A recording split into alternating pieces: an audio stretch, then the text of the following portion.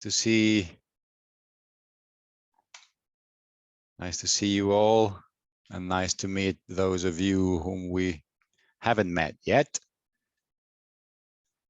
And for those of you who do not know me, I am Matteo Rosati, Program Specialist for Culture and current officer in charge of the Culture Unit at the UNESCO Regional Bureau for Science and Culture in Europe. And UNESCO, through this regional bureau, is a partner in SmartCulTour. We have organized this webinar to raise awareness and to develop a common understanding of what UNESCO has to offer in terms of capacity building opportunities in the continuation of our activities in and with the living labs in SmartCulTour. And I will now share my screen for a brief presentation to introduce the agenda for today and our resource persons and all what is coming next for the following 2 hours.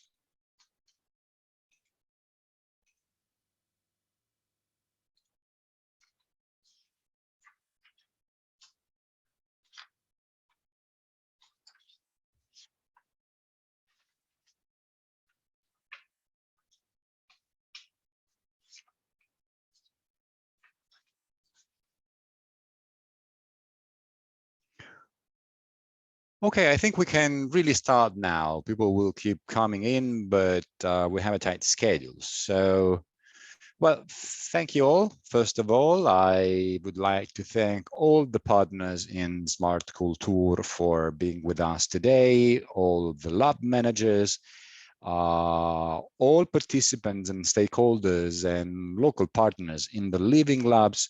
And of course, I also wish to warmly thank our colleagues from UNESCO who accepted to be with us today to deliver different parts of the program. I will introduce our colleagues shortly in more details. So just to remind you of why SmartCulTour, actually why UNESCO is a partner in this project. We accepted to partner in the proposal for SmartCulTour for 2 main reasons. On the one hand, this is a subject, I mean, tourism, sustainable tourism, culture-based tourism, that although is not in the direct domain and responsibility of UNESCO, is closely relevant and increasingly relevant to a number of subjects that are covered by UNESCO's program in the field of culture. It is very relevant to cultural heritage, being it covered by the World Heritage Convention or Intangible Cultural Heritage. It is very much relevant to the cultural and creative industries and the production and dissemination of cultural goods and services, and to cultural activities in general. The link between tourism and culture is a very important one, as we have also learned to recognize because of the pandemic that put us in face of a situation in which we really understood how deeply the tourism industry and the fluctuations in the tourism industry and the limitations to travels and to movement of people can impact on the culture sector, which was quite dramatic. So we saw a double opportunity in participating in this project. In the one hand was to help streamlining, help aligning the project activities and the project concept to those standards that are relevant to the field of culture and that are approved in the framework of UNESCO, international standards such as the cultural conventions that have been approved under the umbrella of UNESCO and that represent the most advanced international legal system for the protection of cultural heritage and of the diversity of cultural expressions. So this, what the project is trying to do, is very much relevant to what UNESCO is doing and what is UNESCO's mission and strategic objective in the field of cultural heritage, but also with regard to creativity and the diversity of cultural expressions.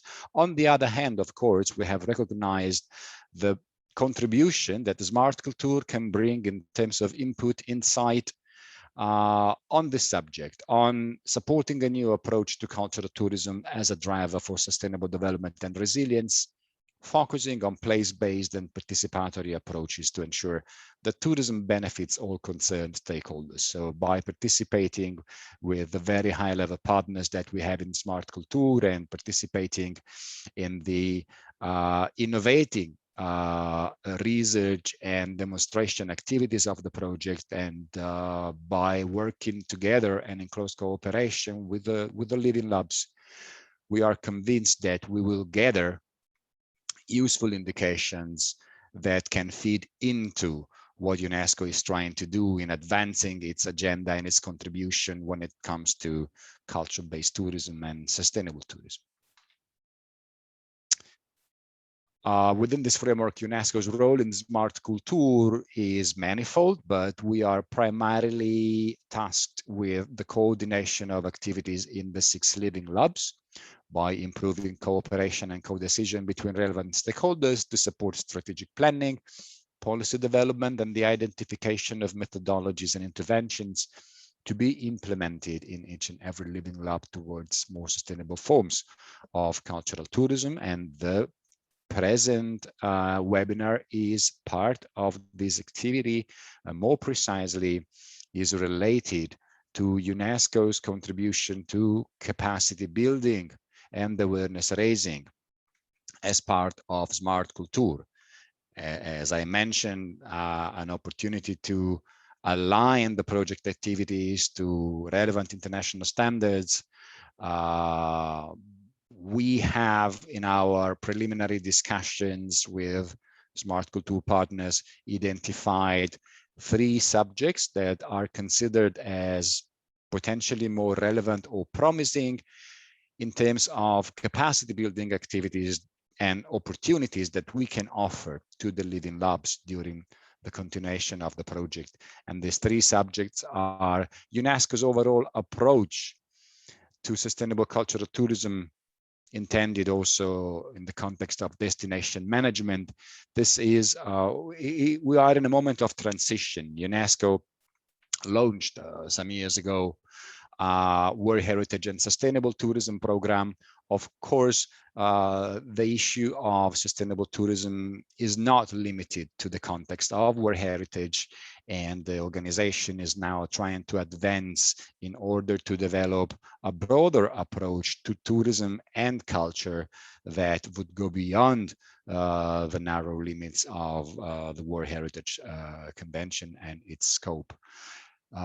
And much along the same line, we have thought that intangible cultural heritage can be an extremely relevant subject because, first of all, it is present all over the Living Labs in the project. Intangible cultural heritage is a form of heritage expressed by the people. It's a social form of heritage eminently, and therefore in different forms and different elements, it is present wherever and all over, wherever people and communities are present. So we thought each and every Living Lab may have and will have and surely has elements of intangible cultural heritage that can be considered in their reviewing approach to sustainable tourism and culture-based tourism.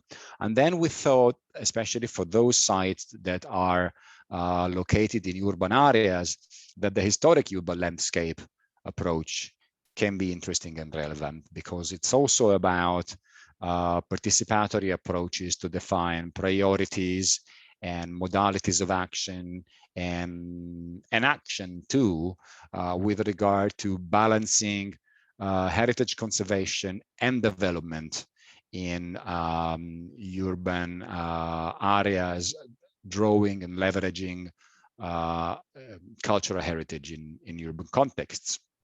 So what we will try to do today is to present all these subjects to raise awareness on these different standards in the short time that we have at disposal.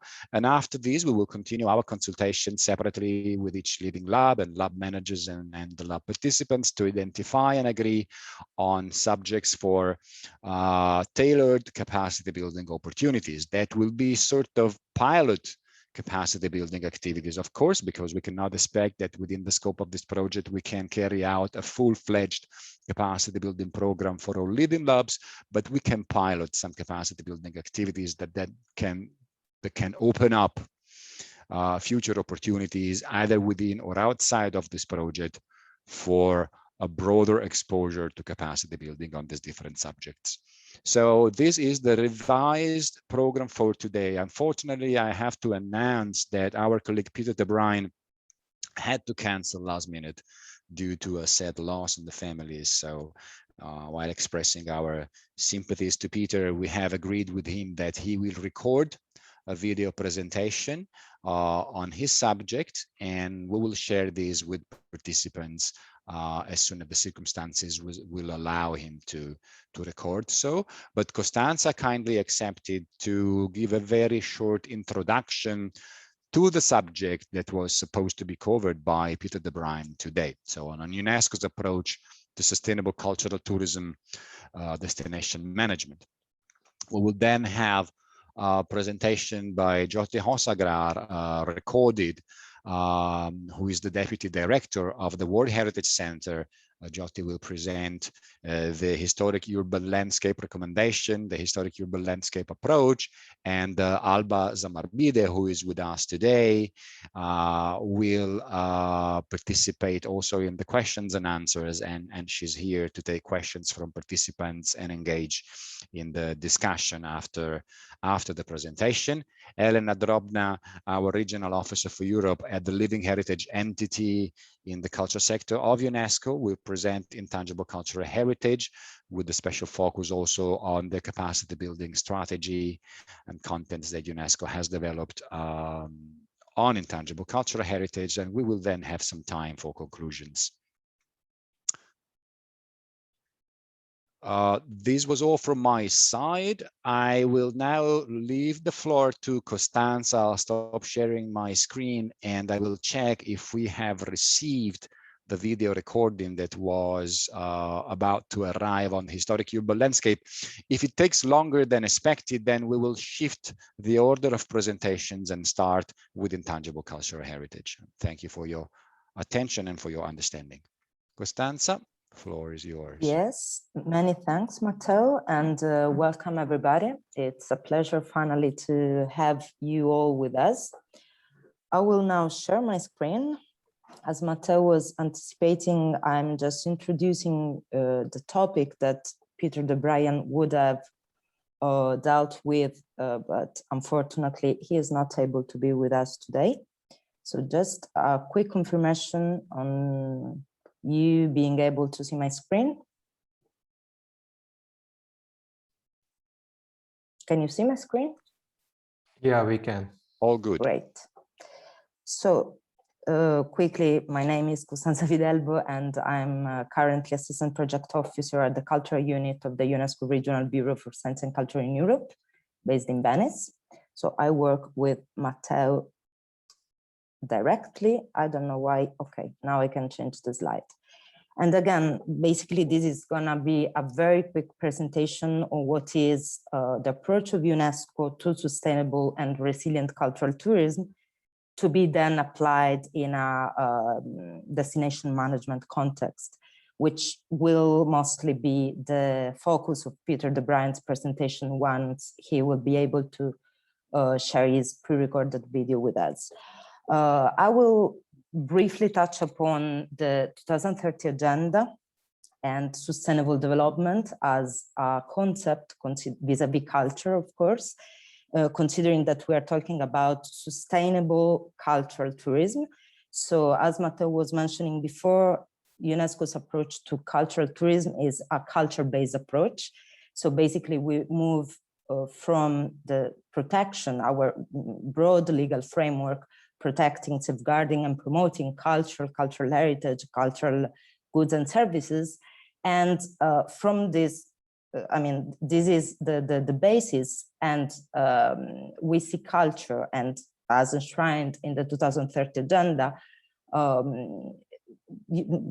from, let's say, UNESCO's approach, culture must be considered a driver and enabler for a sustainable, human-centered, inclusive, and equitable development. This is the reason why basically we look at tourism and cultural tourism from a sustainable development perspective, as tourism can be a further driver in the advancement and achievement of the Sustainable Development Goals. So culture contributes to several different dimensions of sustainable development. Those that are most relevant to cultural tourism are probably those enshrined in Sustainable Development Goal 11, and especially in Target 11.4, which is about sustainable cities and the protection of world, natural, and cultural heritage. But not only, because tourism and cultural tourism in itself is a branch of global economy and an important one. And so by pursuing sustainable models of cultural tourism, basically there is we can contribute to the achievement of several larger sustainable development goals. So very quickly, this is what was already anticipated by UNESCO, so by Matteo, I'm sorry. So what is UNESCO's role in culture and the different dimensions of the concept of culture as per UNESCO's legal framework. So basically, on the one hand, we have advocacy, then the main bunch of work is about policy setting and offering legal frameworks that may be either binding or not, instrument that may be binding or not binding. And then last but not least, what we are starting today is raising awareness, developing capacities, offering operational tools to member states, government, civil society, so on and so forward, to achieve common objectives. This is a very quick overview of the 6 cultural conventions of UNESCO. The 2 were already mentioned, basically the 1972 Convention on World Cultural and Natural Heritage and the 2003 Convention on the Safeguarding of Intangible Cultural Heritage. And I wish to show you these all, because here really there is the overall vision of UNESCO vis-a-vis culture, which means although the different conventions were not adopted all together, but as you can see, were adopted throughout, we can say 50 years, basically. The first one, 1954, the last one, 2005. What is interesting to understand and to notice is that even though cultural heritage is the main, let's say, represent the main reference for most of the conventions, this, when we talk about culture, we intend in a broader sense, cultural heritage and cultural goods and services. So basically these can be considered a normative system with an holistic approach, which is the same that we reflect when we talk about UNESCO's approach to cultural tourism. Despite this, I will now present to you how, let's say, UNESCO's approach to sustainable tourism started and the program with which it started, which is the one, again, Matteo was mentioning before, the UNESCO World Heritage and Sustainable Tourism Program, because basically the first concern of the international community was related to the major challenges that World Heritage properties were facing. And this is why in 2011, UNESCO decided to launch, and the World Heritage Committee endorsed this program, which basically was based on the concerns related to tourism, to the global tourism sector as a sector which was rapidly growing, rapidly evolving, which was and is diverse and dynamic in its business models, in its structures. And so let's say the legal document, the resolution with which this program was adopted was based on a basic consideration that is hereby showed. Basically, tourism, if it is well managed, can offer benefits toward heritage properties, and can contribute to cross-cultural exchange. So what does offering benefits toward heritage properties mean? For instance, social benefits, again, cross-cultural exchange, but also economic benefits. As we said, that the tourism industry and the cultural tourism industry is one of the, let's say, most rapidly growing, at least it used to be before the COVID pandemic. On the other hand, the assumption of the World Heritage Committee and its member states was that if not well managed, tourism can pose challenges toward heritage properties. Of course, we refer to over-tourism, to mass tourism, for instance, but not only, because there are increasing challenges and opportunities relating to tourism, not to mention climate change, which is a long-lasting and still, of course, present major challenge to World Heritage properties, and from a cultural tourist perspective, because then in this sense, we see cultural properties as tourist destinations.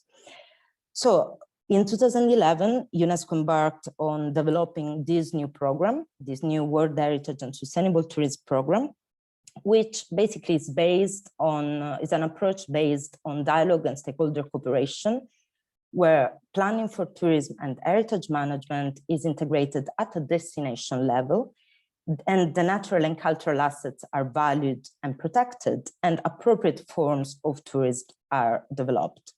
So we will say, I'm presenting, and we have decided to start from presenting this program, which of course is still ongoing, but as Matteo was mentioning, UNESCO's vision and approach to sustainable cultural tourism is evolving, is expanding, is growing, also to respond to the current challenges.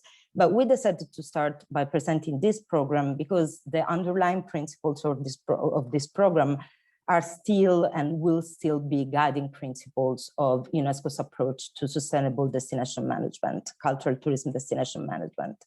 So basically, the underlying vision of the program is that World Heritage and tourism stakeholders, so we can say cultural and tourism stakeholders, share responsibility for conservation of our common cultural and natural heritage, and also for sustainable development through appropriate tourism management. So how to developing appropriate tourism management, basically through the involvement of both the private and the public sector, and the two sectors, so the cultural sector and the tourism sector. So basically a participatory and inclusive approach is one of the key features of this program.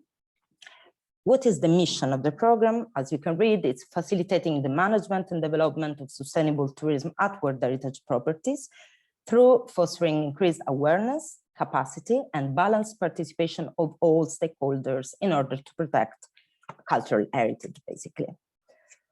So briefly, just to go through what are the key elements in realizing this vision and this mission. And again, these principles are still guiding principles for UNESCO's approach, even if we refer to a broader approach to cultural tourism and to culture, and not narrowly to World Heritage properties. Basically, the reference is to policies and frameworks that recognize sustainable tourism as a vehicle for managing their cultural and natural heritage. So they need for policy support at local, regional, and national level. The need for capacity building. So basically all stakeholders need to have the tools and the capacities to manage tourism sustainably. The participation, involvement, engagement of local communities that are empowered through the attachment, the relationship that they have with their own heritage. The fact that the tourism sector values and recognizes the importance of preserving, conserving, protecting cultural heritage in order to advance the tourism industry itself, and also the responsibility of the tourism sector to support social and economic development, of course, in a sustainable way. And then last but not least, let's say, enhancing responsible behaviors. How the objective, among the objectives of the program and how the program thinks and pursues these objectives, basically by advocating the policies we were mentioning before, by pursuing and promoting a broad stakeholder engagement in the overall process of the management of a cultural tourism destination, in this case of a World Heritage property. So using a destination approach, focusing on empowering local communities, but also providing local stakeholders with the capacity, the tools to manage tourism efficiently, responsibly, and sustainably. I'm sorry. And the last point that I find very, very interesting, because also in the framework of the SmartCulTour Living Labs, it is very interesting, is the promotion of quality tourism products and services that that in turn can encourage responsible behavior among all stakeholders. So basically having a centralized but inclusive participatory approach that, let's say, has a direct impact also on visitors and tourists. How has this been done since 2011? Basically through 4 main areas of action: policy development, strategies, and so providing technical support to member states and site managers in order to design policies and strategies that, again, allow for a sustainable planning, development, and management of tourism at destination level. Through capacity building actions, among those, for instance, the ones that we are planning to implement in the Living Labs in the coming months and years, through the Heritage Journeys program, which basically is consisted in the creation and consists in the creation of thematic routes to foster heritage-based sustainable tourism development. And the idea is that of creating networks for, again, associating cultural stakeholders with tourist stakeholders and offering high quality, unique experiences based on UNESCO recognized heritage. And last but not least, by providing and designing, producing and providing to relevant stakeholders tools and guidance. Among these tools, I will quickly, I don't have much time, so I will quickly focus on the how-to guides, which may be very interesting for the lab managers, even though, again, these are designed on the World Heritage property and on the World Heritage system, but can be applied also at different levels. And basically, as you can see, these are little, let's say, guides, which are then connected one to the other. And each one refers to a different step within the overall design of sustainable tourism at destination level. It goes from understanding what typology of tourism the destination wishes to attract, to strategizing, to, let's say, sustaining and developing effective governance, to engaging local communities and businesses, and so how to do this, how to improve the engagement and maximize the involvement, how to communicate to both residents and visitors, how relevant are infrastructures to tourism, what is the value of how to add value to the tourist destination, to the cultural tourism destination, so on and so forward. Behavior, of course, how to guide visitor behaviors. So basically, this is the first toolkit within the World Heritage and Sustainable Tourism Program that was developed by UNESCO since 2011, and it is still evolving. It is also evolving, as we know, due to the fact that the tourism industry and the cultural sector were severely hit by the COVID-19 pandemic and are still struggling to recover. So basically, all the data that are showed in this slide, you probably already know them. Basically, the main issue is freeze on international travel. So people cannot go anymore to the destination. 40% of tourism prior to the COVID-19 pandemic used to be tourism led by cultural reasons, which explains very well how and why cultural tourism, and so the cultural sector and the tourism industry have been so similarly hit by the pandemic. One of the main issues, for instance, is the fact that lost tourism revenues means also fewer resources for the conservation of heritage sites, beyond the risk of poaching and looting with these sites. So, I mean, we all know what the two sectors are facing.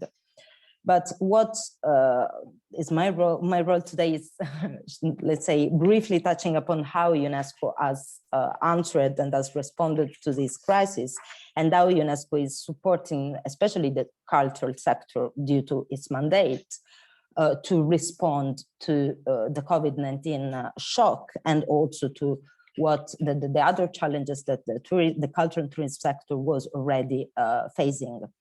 So basically, UNESCO believes, let's say, not only UNESCO, the UN World Tourism Organization several times advocated for the fact that this halt, the current halt in international travel, provides a unique moment to rethink tourism, and also to propose alternative models that can be more sustainable, more resilient, and that, of course, can reflect UNESCO's values. UNESCO believes that sustainable and resilient tourism will be key to post-COVID-19 recovery, due to the fact that, as we already mentioned, tourism is a powerful driver of sustainable development, of intercultural dialogue, of mutual understanding. And what, let's say, how should these new models of tourism, more sustainable, more resilient models, how should they be shaped? They should be in harmony with the environment, so respecting nature. They should promote the safeguarding of cultural and natural heritage, and especially they need to protect livelihoods, and they must benefit local communities. So again, we can see here a community-based approach, basically, that is transversal across UNESCO's approach to this issue. Again, destination management will need to adapt, and Peter will then explain in his presentation how UNESCO sees this, let's say, this change. We need more knowledge sharing, knowledge learning, in order to enable local stakeholders to shape more resilient responses. There is a need for new community-based economic models and for improved standards of health, safety, and social interactions, considering that social distancing, unfortunately, will be probably accompany us in the coming months and years. Hopefully not, but this means being realistic. And all in all this considered, what UNESCO is doing is identifying new measures and approaches in order to restart tourism and move towards sustainability.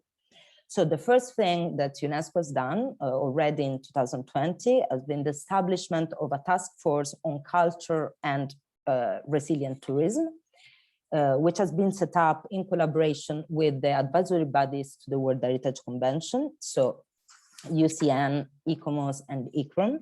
And the two main, let's say, roles, the two main tasks of this task force are, on the one hand, to lead a global dialogue to address key issues relating to tourism and heritage management during and beyond the crisis.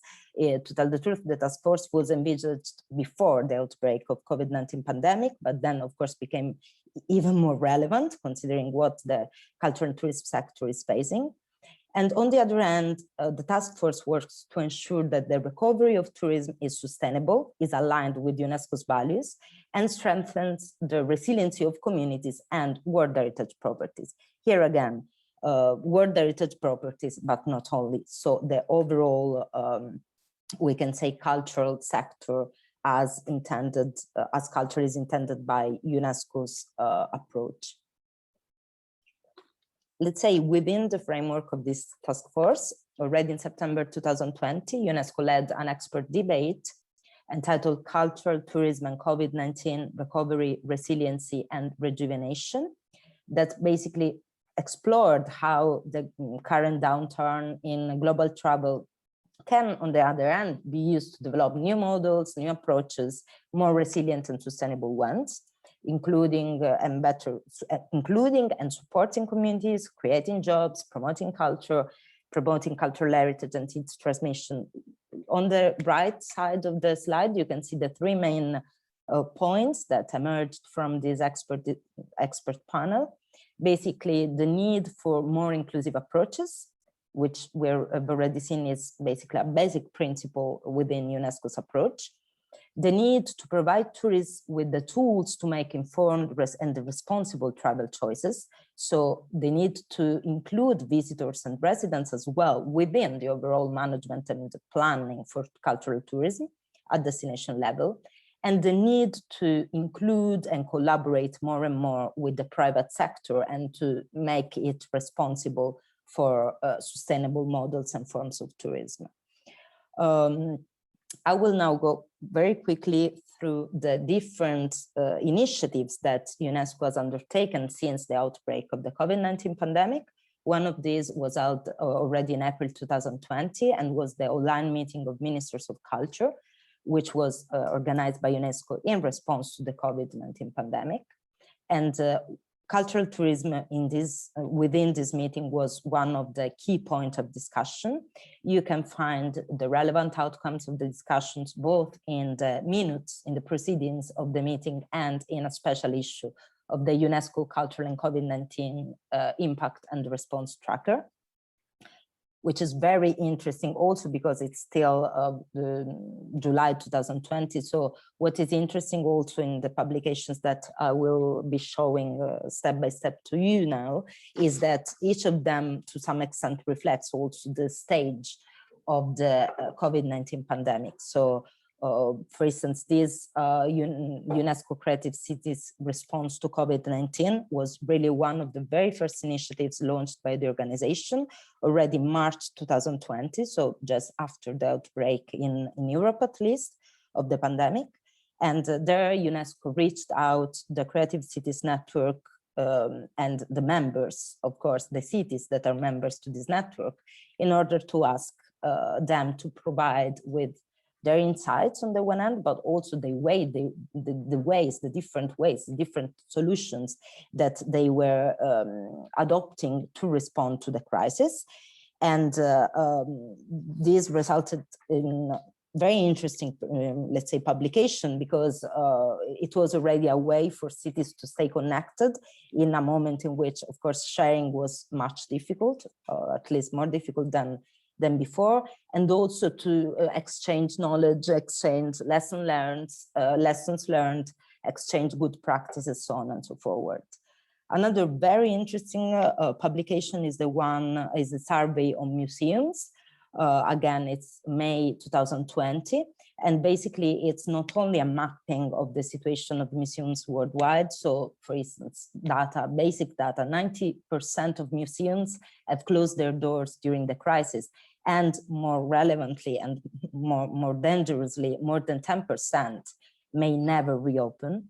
How the sector of museums reacted in developing its online presence, so going online to keep their collection to be accessible, how the digital divide, let's say, allowed more accessibility in some parts of the world and less accessibility in other parts of the world, so on and so forward. So here again, this initiative sought basically to understand how the sector has adapted to the constraints imposed by the pandemic, but also to explore ways of supporting affected institutions in the aftermath of the crisis.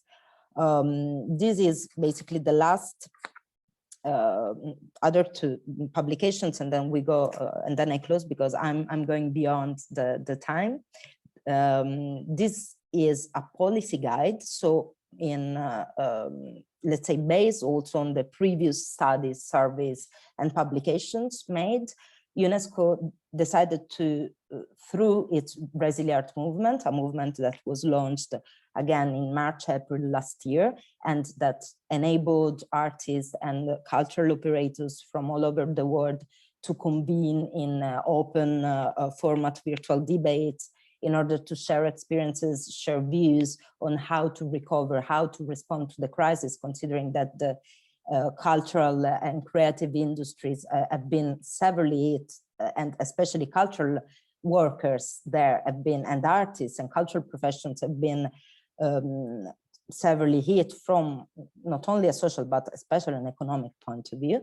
And so basically this publication is a policy guide, and the idea is that of providing practical guidance to policymakers as they fight for the inclusion of the cultural and creative industries in social and economic recovery plans. Of course, the measures that are outlined in this guide are not to be seen only as temporary solutions, but are also as catalysts for long-term systemic changes. So the underlying principles are still resiliency, are still sustainability, are still build back better, basically. Last publication, this is of February 2021. You can find it on UNESCO's website, and the UNESCO tracker and tracker culture and public policy. It's about basically assessing and studying and mapping the policy responses all over the world at a national, regional, and global perspective. And what is interesting there is that you can find the latest policy measures adopted at national and local level in response to the COVID-19 crisis. But also in the cutting edge section, you can read how cultural tourism has grown to be a powerhouse for sustainable development and what countries are doing to harness their cultural asset through tourism. So really, this publication is extremely relevant to our discussion today. Also, what are the major challenges, the major opportunities in this moment, and what steps governments are taking to transition to more sustainable models of tourism development, both today and in the post-COVID-19 context. And so I invite you all to have a look. It's, let's say, a very interesting lecture. And to conclude, here I'm showing the cover page of the UN WTO guidelines on cultural tourism inclusive recovery. They were issued in collaboration with UNESCO, and basically they are a set of recommendations, very brief and very direct ones, so they can really be of help to local stakeholders and operators, workers in the cultural and tourism sectors. Basically, you can read, I've listed the key recommendations that emerged from this publication. And you will find, again, several of the principles, of the underlying principles of UNESCO's approach to sustainable cultural tourism that we have mentioned so far. For instance, promoting synergies today will strengthen the cultural tourism of tomorrow. As we were saying, the cultural and tourism sectors are facing the same kinds of challenges. And so only by promoting synergies and agreeing upon a shared vision for cultural tourist destinations, let's say effective recovery will be able and will happen at destination level. So the need for participatory governance structures and the need for enhanced collaboration and cooperation among the different stakeholders at local level. The second point, the second recommendation, supporting culture as a win-win for tourism destinations, as culture can be a major magnet for tourism destinations, but at the same time, its protection, its safeguarding must be encountered and envisioned in emergency and support planning, but also how domestic travelers can be reconnected to their local cultural heritage, and how can domestic tourism be a solution in the long term, even though, of course, travel restrictions will be deleted, will be taken off in as soon as possible, we hope. But even after the COVID-19 pandemic, domestic tourism might be a long-term, a way of, let's say, promoting sustainable cultural tourism in the long term. Then you can read a reference to the revival of urban and rural experiences and also the interlinkages between the two. So enhancing the connectivity and trying to, for instance, using the connection with the rural area to respect the carrying capacity of the urban destination. Then there are 2 points relating to digital transition and technology. We have all seen how important has been technologies, have been ICTs to deal with the crisis and overcome the constraints that the pandemic obliged us to obey to. fostering community-based through tourism through living heritage. This is something we've been talking about, and about which Elena will definitely more authoritatively than me be talking in a while.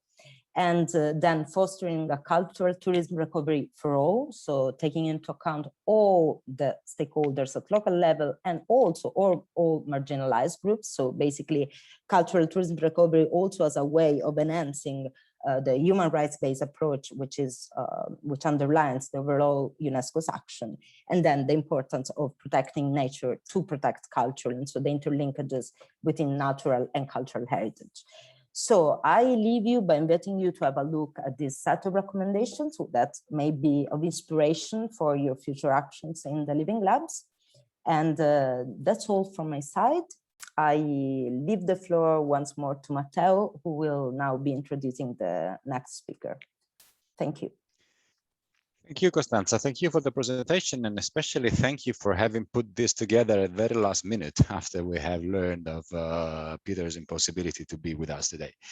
So in case I had not been able to express why we think that this project is relevant to UNESCO and vice versa, I think now it's quite clear to all of us after this very comprehensive presentation by Costanza. A couple of procedural notes before we move on.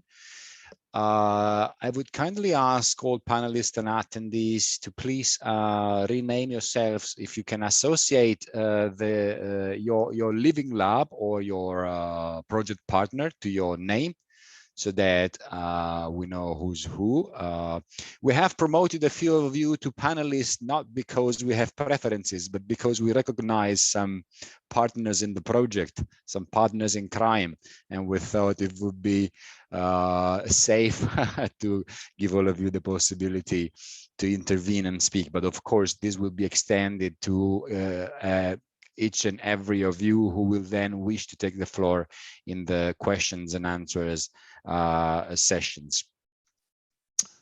This being said, we have received the video on the historic urban landscape, but we still have to test it. So Elena Drobna kindly agreed to take the floor now. So we will slightly change the program. We will tackle intangible cultural heritage first, then we have a short break, and then we continue with the historic urban landscape.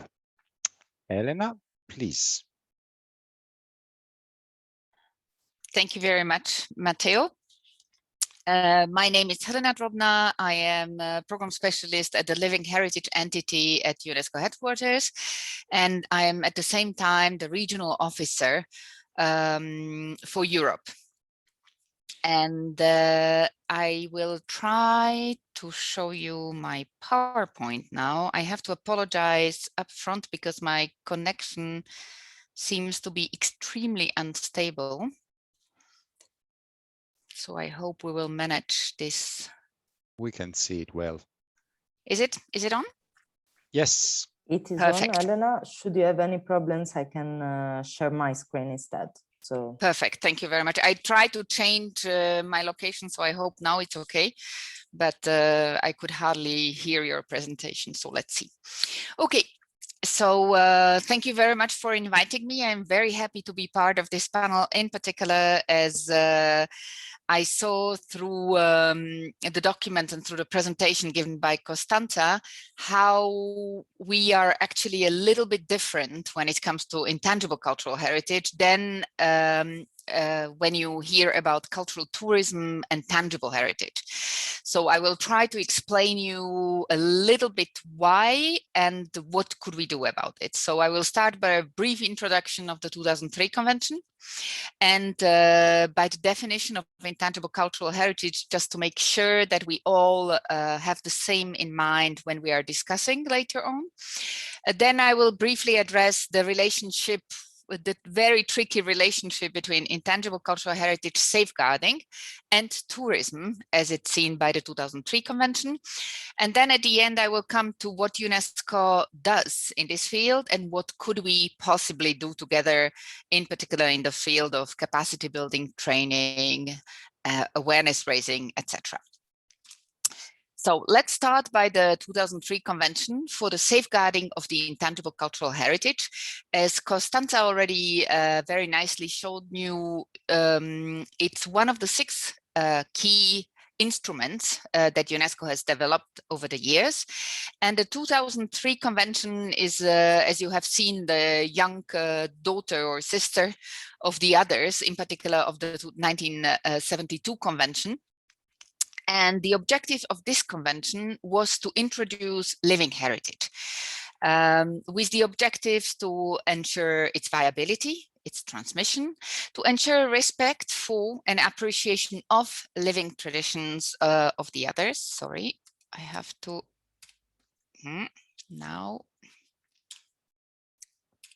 Well, to enhance cooperation and to raise awareness about intangible cultural heritage among the population. As I said, it's a very young convention, but in spite of the fact that it was signed only, or it was adopted by the General Conference of UNESCO only in 2003, we have already 180 state parties who have ratified the convention. Among others, we have only 13 state non-parties, which means that, for example, when you look at Europe, in Europe we have 2 regional groups. One is Western Europe, and as you can see, we also include Canada and USA and Israel. It's a very large conception of Western Europe. And then we have Eastern Europe, which is the group 2 in the table. So we have only 4 states, member states of UNESCO that are not state parties to the convention. As you know, Israel and United States are not state parties, member states of UNESCO at this stage. I just apologize for a second because I need to, okay. So what are we talking about when we are talking about intangible cultural heritage? The convention is very clear and defines intangible cultural heritage as the practices, representations, expressions, knowledge, and skills that communities, groups, and in some cases individuals recognize as part of their cultural heritage. What does this mean in particular? It means that it's only the communities, only people themselves who can say if something is or is not their living heritage. We are very used in Europe. I'm from Eastern Europe. In particular, in Eastern Europe, there was a very strong tradition of experts deciding on the uniqueness or authenticity of some living heritage elements. And this is not related to the definition as the 2003 Convention sees intangible cultural heritage, because it's only people themselves who can say if it is or is not intangible cultural heritage, and if it should or not be safeguarded, and what should happen to it. So the communities, groups, and individuals are the key component of the definition. And in this sense, this convention is really kind of revolutionary in the legal instruments of UNESCO, because it's signed by states, by governments, and yet the decision is left to the communities, groups, and individuals when it comes to the definition and when it comes to the fate of their own living heritage. It's not only that I say it's my living heritage, there are of course other attributes that comes with it. And the definition declares 3 in particular. It has to be transmitted from generation to generation. It has to be constantly recreated by communities, groups, and individuals in response to their changing environment. So there is a notion of progress, which is allowed. In contrary, in particular, to the tangible heritage of World Heritage Sites, where we are trying to keep them the way they were constructed, living heritage is evolving, and it has this living, evolving nature. And then it has to provide people who are practicing, we are calling them bearers or practitioners, with a sense of identity and continuity. So it has to make sense, it has to have value to the community that is practicing this or that living heritage element. Living heritage, according to the definition, is divided in 5 domains, but there is this little red notion on the top, which is inter alia, which means that this is what the convention proposes, but it's open. every state party can define its own categories. So we are defining these 5, or the convention is foreseeing these 5 categories, domains: oral traditions and expressions, which also includes language, but only as a vehicle of intangible cultural heritage. So language as such is not considered as an element of living heritage. It's only in relation to, for example, oral traditions, songs, etc. Performing arts, social practices, rituals, and festive events, knowledge and practices concerning nature and the universe, and traditional craftsmanship. But we know that around the world, there are many countries who defined other categories, be it processions. Some countries recognize language, so they can define their own categories as they wish. These are the 5 which are foreseen by the convention. What is the convention doing about this living heritage, or what are the states committing to do when they ratify this convention? They are committed to safeguard intangible cultural heritage. And what do we understand under safeguarding? It's identification, documentation, research, preservation, protection, promotion, enhancement, transmission. This sounds like a bunch of words which is very, very theoretical, but we can identify them one by one to understand how is, for example, identification and documentation contributing to safeguarding living heritage. Identification and documentation means that on one hand, you identify the living heritage in your territory. And documentation means that you create an entry in something we call an inventory or a register in many countries about this element, describing not only what it is and who are the practitioners, but also something that we could consider as the health of the element, which means its viability, its capacity to be transmitted and to be alive in the next generation. And this is part of identification and documentation of living heritage. Then, of course, research. More you are researching about certain elements, more you know and more you can then promote the knowledge, take action, etc. Preservation, protection, I think that is clear. Promotion, awareness raising, that is also clear, and we will come to it later. Enhancement and transmission. Transmission is the key word when it comes to living heritage, but it's because it's only living when it is transmitted. So we absolutely need to ensure transmission if we want to safeguard intangible cultural heritage.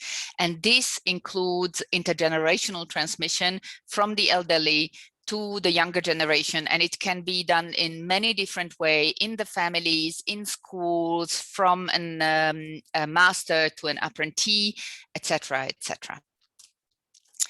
So these are the key concepts that are at the core of this convention in a very simplified way. One is the intergenerational transmission. Second, it's the widest possible participation of the community. As I already mentioned, the community is the core of the 2003 convention. And then it's the living or dynamic nature of this type of heritage. What is the relationship between intangible cultural heritage safeguarding and tourism? As I already said, it's not as clear as it is in the case of World Heritage Site, but the ICH Convention, the 2003 Convention, does foresee tourism as a very important part in the safeguarding process. In the operational directives, we have the convention, which is the core text, which is relatively short. And then we have a set of operational directives, which are evolving and adjusting as the times go by and as we are collecting experiences. And these are basically telling us how to implement the convention and kind of fine-tuning certain aspects of the implementation of the convention. And these operational directives foresee a chapter which is talking about the impact of tourism on the safeguarding of intangible cultural heritage and vice versa. The relationship is a little bit like it's a good servant but bad master. I think there is a proverb in some of the languages, which means that that tourism and sustainable tourism has a great potential to support intangible cultural heritage safeguarding. However, we have to anticipate the potential impact of tourism on heritage safeguarding before the tourism activities are implemented or initiated.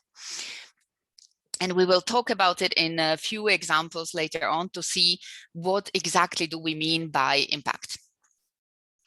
Tourism, if implemented in a sustainable and responsible way, is a very important source of income for the community, but I'm probably not telling you anything new here. Creating employment opportunities, it can curb the out-migration of youth, and we have seen this in many occasions.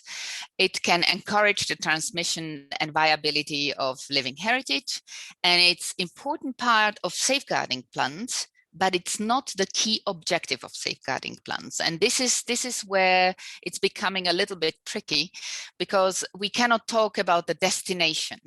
For example, as you talk about the destination related to a World Heritage Site or a product. In the relation to living heritage, we are talking about people and something that they cherish and they practice. So we cannot just take a people and tell them you are now going to do this or that.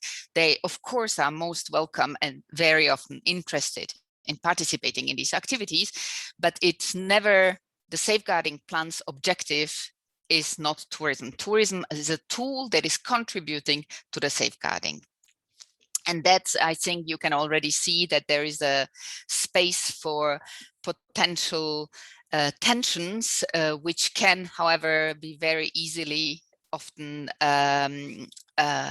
released by simply bringing the community on board and discussing in a way that is benefiting to all. What are the potential risks if we are talking about tourism and ICH safeguarding? So I have selected a couple of examples here that could demonstrate what do we mean. For example, if we have a ritual to which the access is traditionally limited, and we suddenly invite big buses that are coming to this place, on one hand, they can damage the environment in which this is happening. On the other hand, people may not appreciate that suddenly there is a little sacred site that is protected by people who believe in and who practice some rituals there, and suddenly there are buses coming there, so it's disturbing the ceremonial activities. Sometimes it's we are also witnessing that some traditions are staged, which means that they are just performed for tourists and they do not have any meaning for the practitioners anymore. And this can lead to the fact that practitioners who used to practice it because it was important for them, for their identity, suddenly discontinue this practice. They lose interest because it's being done, if you want, as a performance, as a spectacle, as a kind of theater performance for others and not for them and for their purposes, as it used to be. We are calling this the potential risk of decontextualization. Sorry. Then we also saw very often that craft objects that are produced usually traditionally are suddenly created and produced only to be sold to tourists, and they are changing shapes, they are changing patterns, everything is changing. And very often you can imagine that when it was going through the generations, there were colors that have meaning, there were patterns that have a special meaning if they were put on this way or that way, if they were placed on plates or rather on cups, etc., etc. So if we are deconnecting these two things, again, we are creating a product that has potentially nothing to do with the traditional valued living heritage of the people, of the community, and then the element can become frozen and not evolve and not be safeguarded anymore. Here are a couple of examples of the potential risks and how communities dealt with them. These are examples which we saw from either inscriptions on UNESCO's lists or from projects that were carried out, and we also collected some experiences. This is about picking of Ivergrass in Ozeren Mountain in Bosnia and Herzegovina. It was a local NGO, the Sokol Club, which was trying to protect an area from the negative effects of increasing tourism and increasing number of people arriving on the day and undertaking tours through this area and picking herbs around. So what they did is that they put together a plan and they trained tourists before they went on the tour. So basically they explained them what to do, how to do, when to collect, what to collect, so that they do not create more damage than necessary or than the benefit of the tourism could be. In this way, the tourists learned much more than they would have learned if they would went on the tours on their own. And they also got trained, and the awareness on the importance of these plants for the local population, of the environment, etc., of the traditions that are perpetuated in this place was raised. Another example is coming from Kazakhstan. It's a traditional spring festive rites of the Kazakh horse breeders, which is a tradition that is happening usually in families, in a relatively small family circle. And they are quite spectacular, and people like to start to visit these.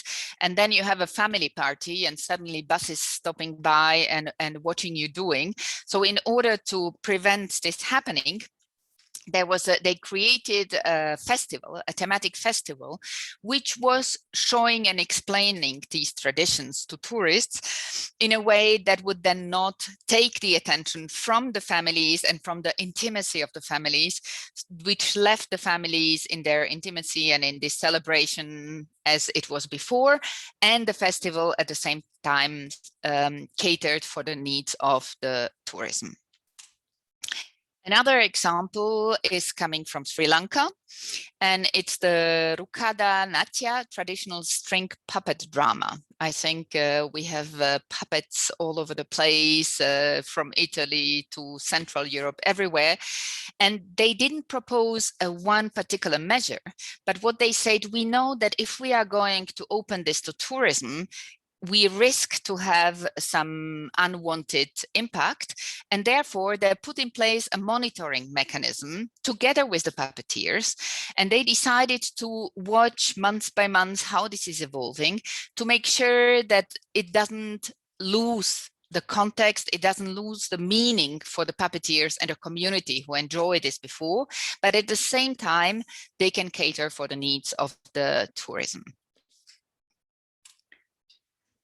So when we try to summarize what can we do when we are talking about the positive and negative impact of tourism on intangible cultural heritage, well, as you can see, there are many different things we could propose.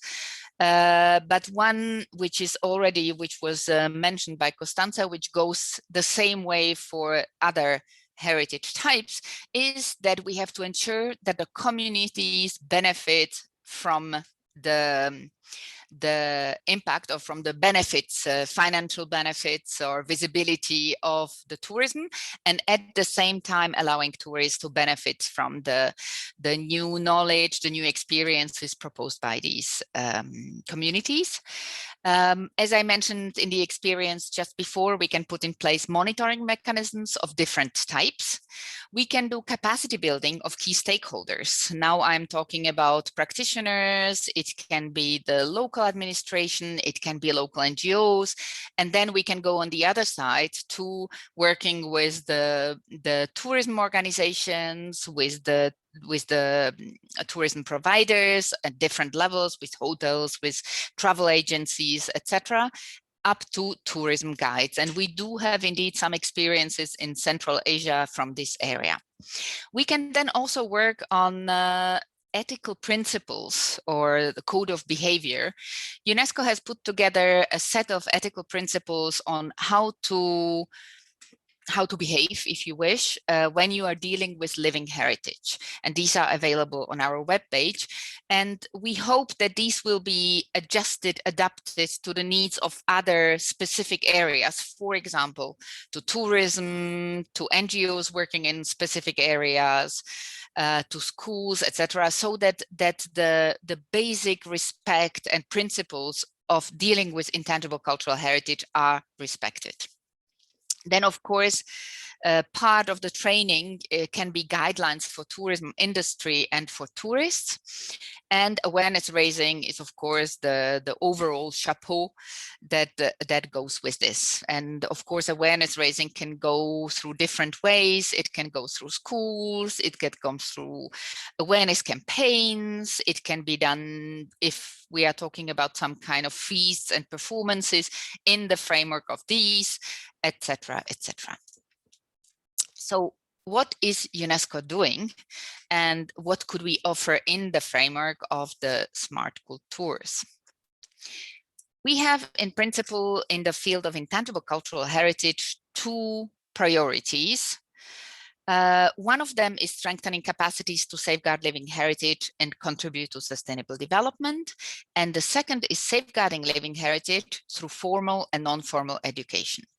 So while the first one is looking much more about the key actors in safeguarding heritage, the second one is looking much more on how can we integrate living heritage in schools, in formal and non-formal education.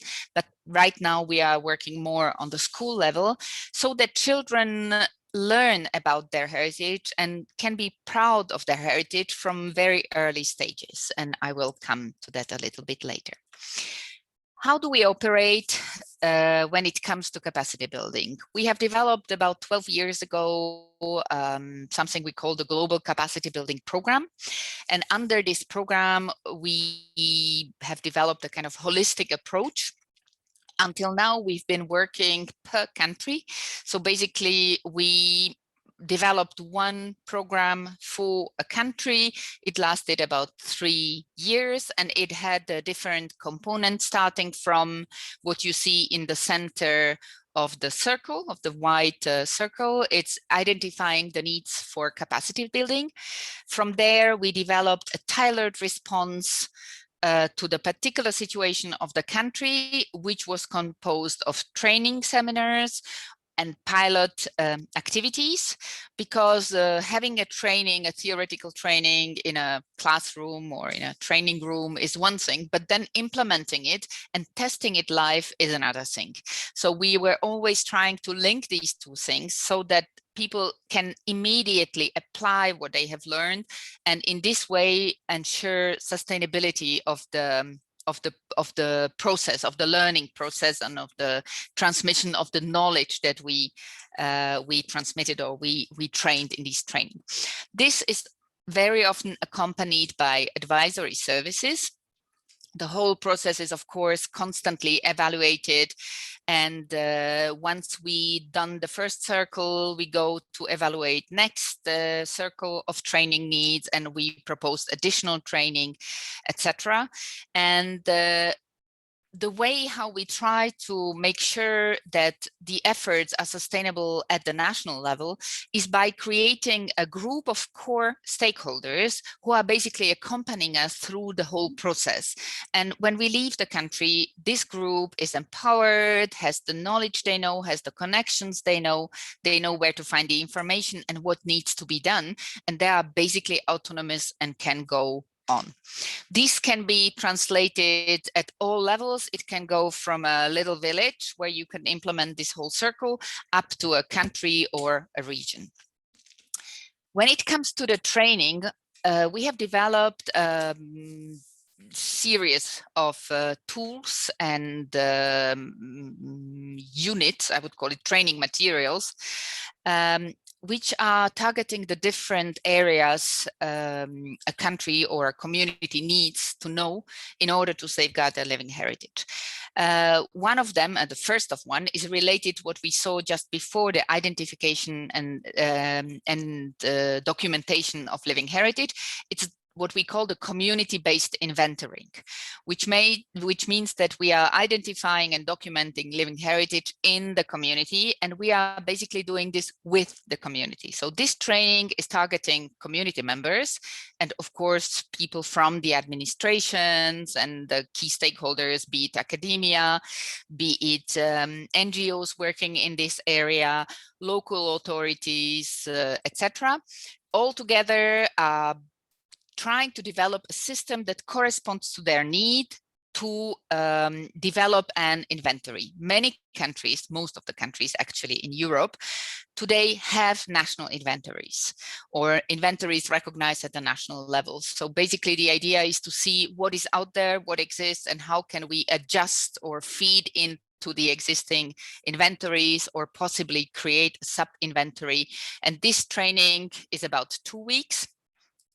Under normal condition, of course, in the COVID times, we had to adapt everything online. So it's not 2 weeks full online, and is accompanied also by a practical experience in the field. Then we are accompanying communities to develop safeguarding plans. This training is meant for bearers, for people who are practitioners. And now when I'm talking about practitioners, you have to imagine, for example, right now we are working with the city of Cremona, and we are developing a workshop for violin makers who were very much impacted by the COVID crisis, as all over the place, of course. And we are going to help them develop safeguarding plans so that their knowledge and skills can continue to be transmitted further, and that they can actually continue their activities, because there was for 2 years they were not able to function in normal conditions, and this is really difficult to see how to get going. So we are going to work with them next month to help them to design safeguarding plans that are adapted to their conditions and to their needs.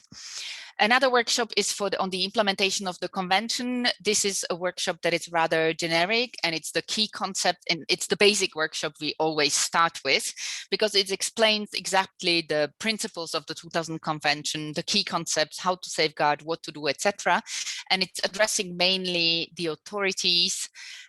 Can be also interesting for NGOs, for local authorities, for academia, and at the end also for bearers, but it's rather more theoretical than practical. The first two are very practical. Nomination and international assistance requests is more for authorities and developing countries, and periodic reporting is really for authorities. Just as a piece of information, periodic reporting is a mechanism that was just revised, and this year we are for the first time implementing the new version, which is asking every country in Europe to submit a report on the implementation of the convention by 15th of December this year. So we just finished a 1.5 months training for the national authorities on how to do this reporting exercise, and they will have to report on everything that is basically happening on their territories, because the country is responsible for living heritage in their territory, in the field of living heritage safeguarding. In addition to these core workshops, if you wish, we are also offering trainings in specific areas, and these can be how to integrate ICH in education, ICH in sustainable development, gender.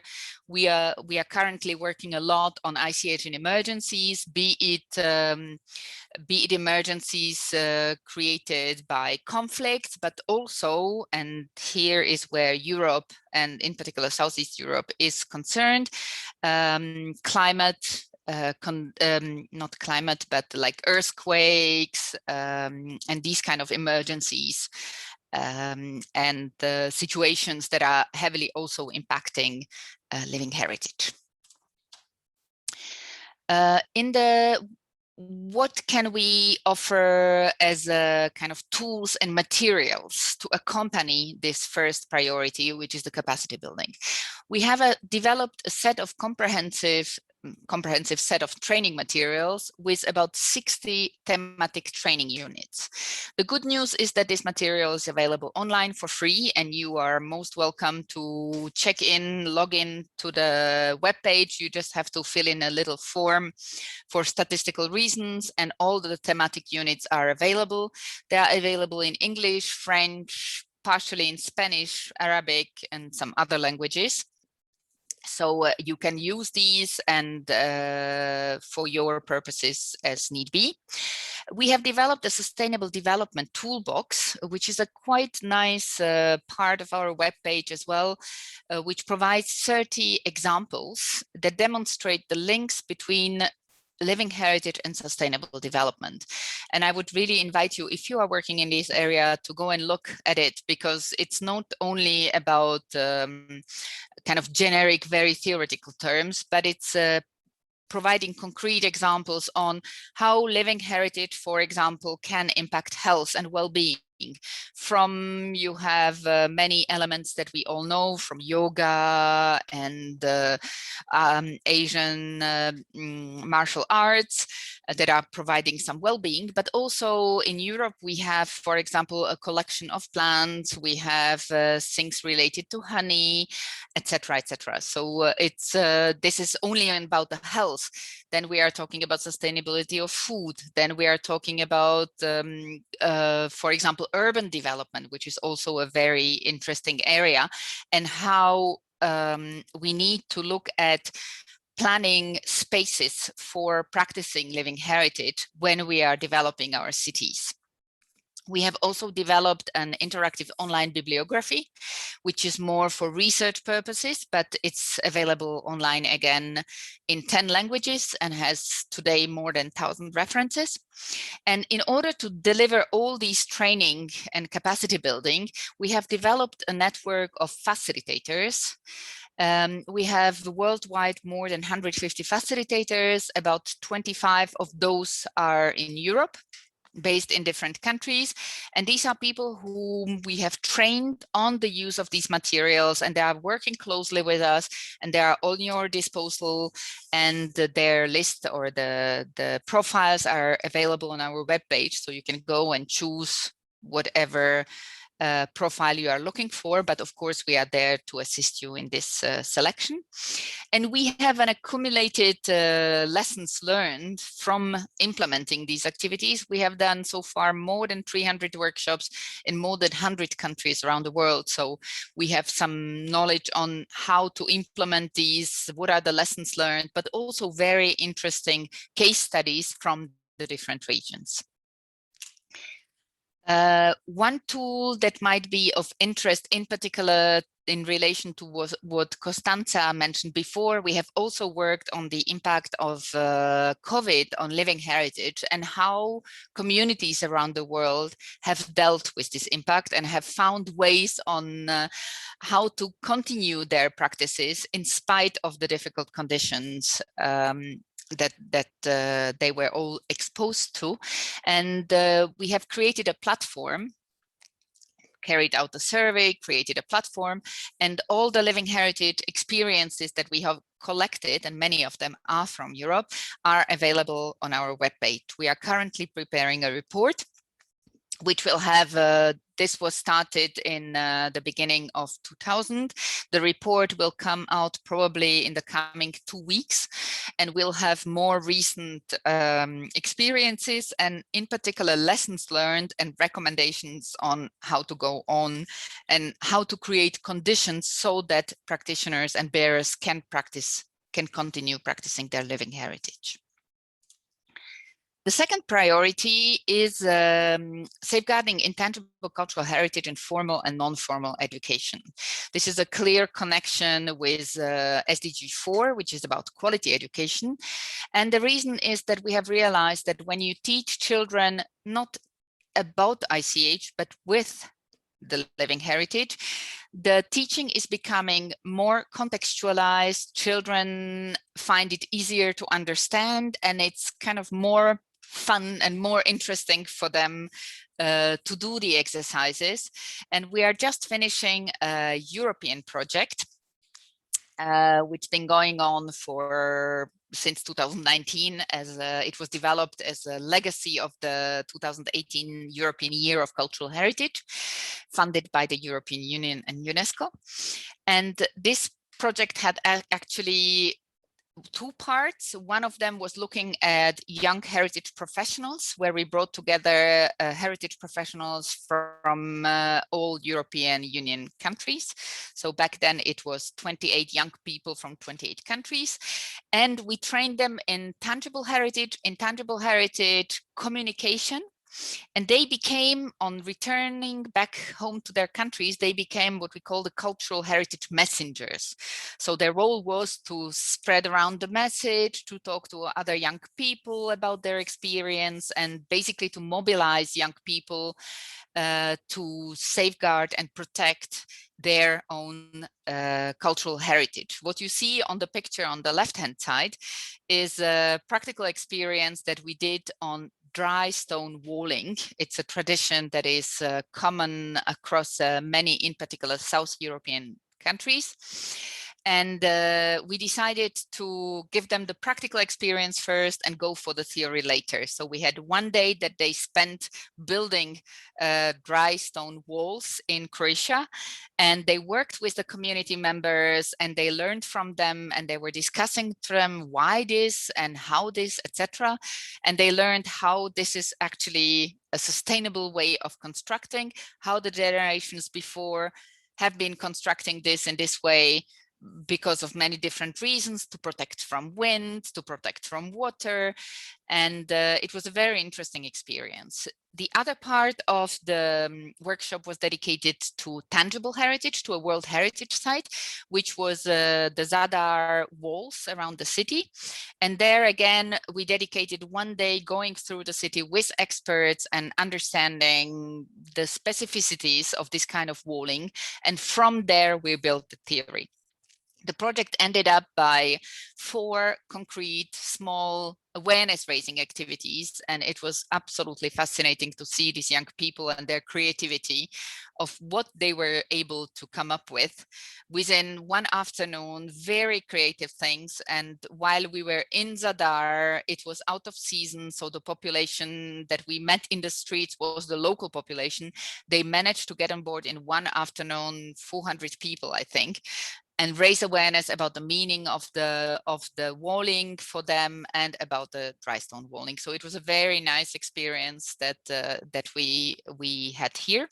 On the other hand, this project is also looking on how can we integrate intangible cultural heritage in school-based education, but within the current curricula, because changing curricula is a major undertaking, and there is no way we can do it because they are undergoing all these processes of trying to align the curricula on the European level.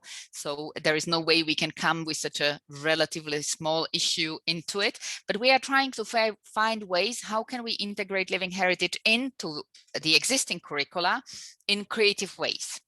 And this is where I said that we are trying to teach not about living heritage, but with living heritage. And the big difference is that when you are teaching about living heritage, it's very often happening in topics such as folklore, or some countries have history and national traditions, some kind of topics around building awareness and kind of national pride.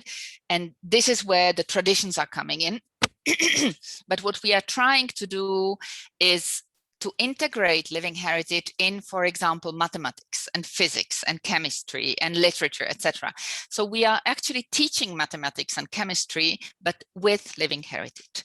This may sound a little bit theoretical, but concretely, an example that we had, for example, in Cyprus, we had a school which is based in Limassol, and they worked with the Lefkara embroidery some telephone application, GeoGebra, in order to teach children vectors and angles on the Lefkara embroidery. So children went into the countryside to meet the elderly ladies who were doing the embroidery, discuss with them, why did you do it? What did you do? What are the colors? What are the motifs, etc. And then they, in addition, they learned mathematics as foreseen in the current curricula. So this was a very interesting experience, and we are just about to finalize guidance materials that will provide guidance for teachers on how to integrate living heritage of their communities in their teaching. So this is coming out within the coming weeks. We have produced several films that are documenting this experience, which are already available on our webpage. And I really invite you to do that if you are interested in this area, because it's quite an amazing experience with young people from all around Europe. Time, Elena. Thank you. Perfect. So this is the end. Thank you very much. Thank you, Elena. And again, it reminded me of so many buzzwords that we're using in the scope of this project when it comes about participatory approaches and co-decision and considering local stakeholders as the final beneficiaries of the sustainable tourism development efforts.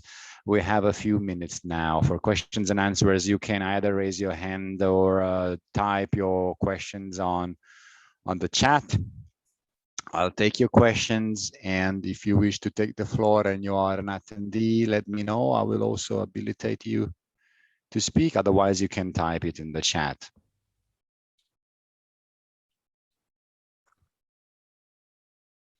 Lydia Petric from the University in Split, one of our key partners in the project. Lydia, please. Yeah. Okay. Hello again to everyone. Just to break the ice, Helena, it was very nice and provoking presentation, kind of. And while you were speaking of so many cases, I kind of thinking about some conceptual issues. So I would like you to make a comment on what I'm going to say. Maybe I'm not right, but you will check me. Well, I'm thinking about culture being just a very changeable concept. It changes over time, obviously, depending on many circumstances. So given this, it is also the concept of intangible heritage that is subject to a change. So I'm wondering, you said very clearly that it's actually up to the local community to decide on what actually is intangible heritage of its community. However, I wonder if there is any kind of a time scope that has to be taken into account when discussing about the intangible heritage. In other words, how many generations this transmission process has to pass actually before something is acknowledged an intangible heritage? Thank you very much for the question. This is a kind of the usual suspect that we've been discussing for several years. There is no definition. What we came to as a kind of common understanding within the Secretariat was at least 3 generations. But it depends very much because the convention speaks about from generation to generation. So it doesn't say if it has to be 3, 5, 7, 20, but the idea is that it needs to be, the Germans, they have a wonderful word for it, which is identitätsstiftend, which means you feel like this is me. This is it's really, this defines me, this is dear to me, this is valuable to me, this is my thing. And then it has to be given to you or transmitted to you from your ancestors, and I mean they have to get it from their ancestors. We decided that we will consider 3 to 5 generations as the basic. If minimum. I may add to this, if you allow me, Matteo, just as a continuation of this thought. Actually, as I'm coming from Dalmatia, from the city of Split, you have probably heard, which has this beautiful city core and the Diocletian's Palace, and people are obviously living within this city core. And this is actually the main reason why the palace and the core has been declared as the living heritage, UNESCO's living heritage. However, recently we have a situation that local authorities are actually discussing on forbidding, let's say, one of the very old traditions of the people living there, which they consider a part of their living heritage. They actually hang their washed clothes on the ropes that are stretched between the houses. So this is kind of a, you know, scenery that we are very used to it.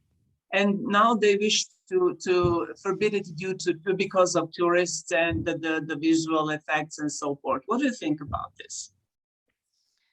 Is it okay or not okay? You know, this is again a question. It's not up to me to say if it's okay or not okay. It's to the population and to the negotiation, because here we are between the, as I spoke about, the tension between the continuation of the tradition and the needs of the tourism industry. So here they say, well, it's not very beautiful. We have these cases all around the place. I saw a recent one from France, very similar case where because they are tourists, they need to change something, which is part of the picture, which has been there for ages. At the same time, it's something that is probably up to them to negotiate. It's not up to us as UNESCO to say, do it this way or do it that way. It's the convention does allow changes in reaction to the changing conditions, in reaction to the changing needs. But at the same time, it's the population that has to agree with the changes. They cannot be just imposed. So I guess it's something that needs to be, the solution needs to be found in the middle, I would say, but I am not sure if this is a good answer. And if I may, this is also actually, this is an overlapping with the World Heritage, because the Diocletian Palace is and the historical center of Split is inscribed in the World Heritage list. Indeed. So we are here in one of those cases in which there is an overlapping between the tangible heritage and the tangible attributes of that heritage, and then social practices that overlap with that. And you may have this kind of these issues where you have tensions, or at least you have issues again. And the key concept is always the same: is to establish an inclusive and participatory dialogue and consultation that can help to achieve some shared decision. And okay, we have time for one more, then I think we have to break very shortly before we resume with the last session of our webinar. Of course, you are also welcome if you have, any afterthought. So if you have questions after the meeting, you know how to reach out to us. We are one email away, so don't hesitate to write us. Okay, well, I see no more questions, no more hands raised. Then I would break it here for 5 minutes. If we can be back on time, then we have time for the last presentation, and we can close the meeting by 6:30 at the very latest. So I'll see you in a while. Thank you. Bye. Yes.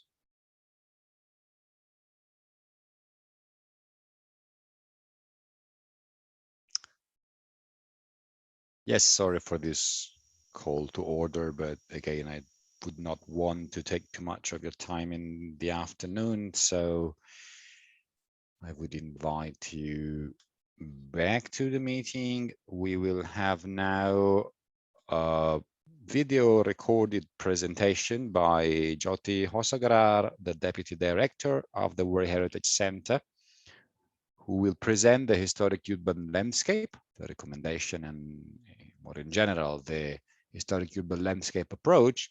And then Alba Zamarbide, working with Ms. Hosagarar, is with us. Alma, we know, Alba, you're not in your best shape today, and your voice may fail you, but we appreciate your presence, and Alba will take your questions after the video presentation. So thanks again for being with us, despite all odds. Okay, I'm going to share the screen and I'll start the presentation. Not yet.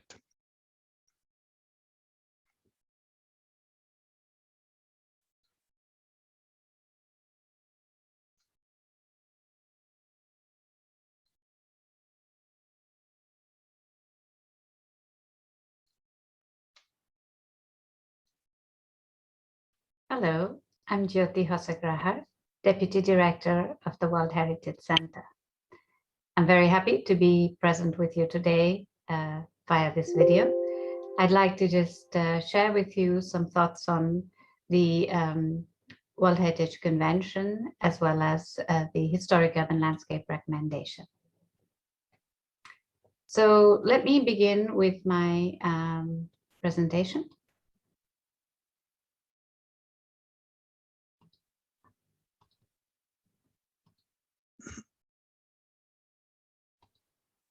Okay. So to talk about the Historic Urban Landscape recommendation, we could approach historic cities from several different perspectives. One from the perspective of the conservation and safeguarding through the Convention for the protection of the world's cultural and natural heritage, and also through the 2011 UNESCO recommendation on the historic urban landscape, which we also call the HUL recommendation. And also today, the 2030 agenda and the new urban agenda form a very important basis that all cities are committed to. Paragraph 49 of the operational guidelines for the World Heritage Convention for the implementation of the World Heritage Convention talks about the outstanding universal value, which means the cultural or natural significance, which is so exceptional as to transcend national boundaries and to be of common importance for the present and future generations of all of humanity. And as such, the permanent protection of this heritage is of the highest importance to the international community as a whole. The committee defines the criteria for the inscription of properties on the heritage list. So the outstanding universal value, we believe, stands on three pillars, which is first, that it must continue to meet the criteria for which it was inscribed. The conditions of integrity and authenticity must continue to be met, and its protection and management must continue to function well. When the protection and management is inadequate, then the outstanding universal value can no longer hold. So even if the criteria are still there and the integrity and authenticity are there, they're very threatened because the outstanding universal value are threatened. So the protection and management is very key here. The World Heritage Cities Program is one of the 6 thematic programs that has been approved by the World Heritage Committee and is monitored by it. And a lot of the work that we do at the World Heritage Cities Program has to do with sharing an exchange of practices and theories and frameworks as well, methods for managing urban heritage. In a way, we could talk about the historic urban landscape approach, or the HUL approach, as having developed from the historic, from the heritage impact assessment. Heritage impact assessment, as you know, is a way of assessing, evaluating what the impact of any development activity would be on heritage. So in the 1972 convention, we have the World Heritage Convention in 1972. In 1992, the cultural landscapes category was adopted. 1994, the global strategy for World Heritage was adopted. And in 2000, the Historic Center of Vienna was included on the list, and in 2005, the Vienna Memorandum was adopted. And in 2011, the UNESCO recommendation on the historic urban landscape was adopted by all members of UNESCO, member states of UNESCO. So the approach of the historic urban landscape recommendation is a shift from an emphasis on monuments to the conservation of cities that undergird the life of the city. The recommendation really looks at the idea of interconnections between the built, the natural, and the local community. It looks at cities as layers and looks at ensembles in their urban ensembles or historic centers as part of a larger setting. This larger setting could be a geographical setting, it's historical, social, political setting. It's also its setting in terms of time. It's the layering of historical elements over time, the historical components of a site over time. So it's a much more contextual approach. And these images indicate also that there was a link to when you look at the communities and their activities, there was a clear link. So the layering that we're talking about then means that we're not just looking at built forms and the built heritage, but we're also looking at other types of tangible heritage. We're looking at global criteria and the global OUV, the outstanding universal value, the local significance of places, their local attributes that also form the elements, the conditions of integrity and authenticity. We're looking at the intangible practices, knowledges that contribute to the meaning and functioning of the place, and the natural setting as well as natural features that are an integral part of that urban identity. We also look at the idea of heritage being understood in this approach as over a period of time. So you can see the layers over time, which we call diachronic, or at the same time in different places in sort of geographical context, which we would call synchronic. Today, we are seeing the forces of urbanization. This is the city of Jaipur in India, and you see that the forces of urbanization, pressures that cities are under all over the world is enormous and has been since the 1980s, pretty much, where there's a huge pressure on cities. The expansion of cities, it means that there is a pressure also on new types of activities, on transport, which is a modern means of transport, on industrial solutions, on modular building, and just more people, more things, more activities, more commercial development.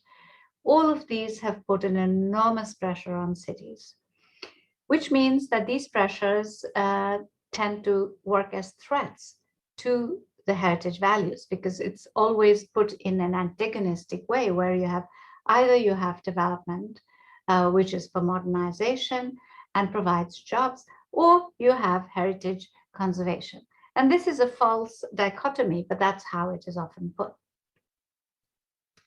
So one of the things that we have been working on is to develop certain ways of being able to understand how the local attributes, the local identity matters, and how it can be protected so that the conditions of integrity and authenticity can be met, and how it can support actually the management of urban heritage sites. So it's not just about preserving, as I said, the physical form of the city and maybe creating a kind of a Disney World type of a situation where you have things that look like they're historic, but they're not really historic, they don't really have the meaning, they're devoid of their significance. So here we're talking about the ways in which we could look at attributes of urban heritage identity. This was something that we developed with, it was the outcome of a Fukuoka meeting with experts. It was an international meeting with ICOMOS, IUCN, ICROM, as well as a number of international experts who met in Fukuoka in Japan in 2020. The idea was that we look, first of all, at the wider context of a heritage city or historic city, look at it in terms of skylines, valleys, hills, natural features.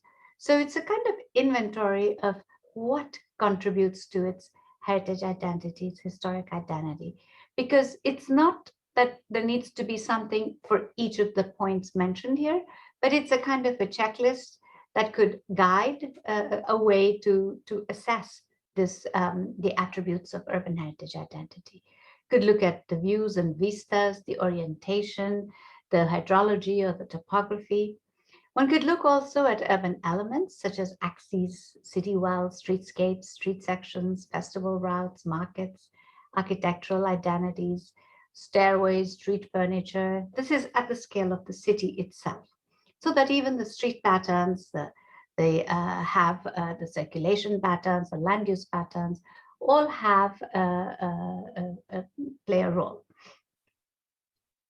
Then you have at the level of the building, which is the materials, the building construction techniques, the plot setbacks or the colors, the textures, the craftsmanship, the motifs, the architectural, distinctive architectural motifs, the relationship to green spaces, the volumes, and then the intangible heritage elements, which include festivals, dance, music, markets, rituals, practices, cultural diversity, the spatial practices.